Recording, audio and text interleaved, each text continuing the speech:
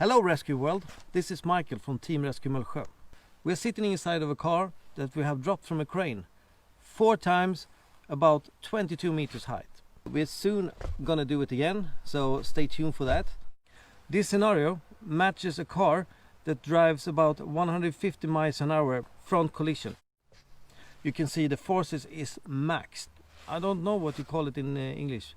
High energy collision. The impact has made a lot of force worked inside the compartment. Occupant apartment, so the safety cage. This is hard. It's really hard. When we talk about high energy accidents or high energy impacts of a car, you can see the high forces worked with this car.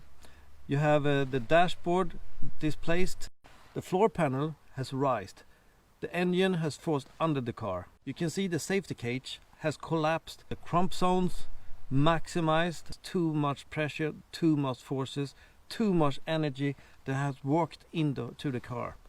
And you have a really damaged construction. I love extrications. This is my way to share knowledge to save lives.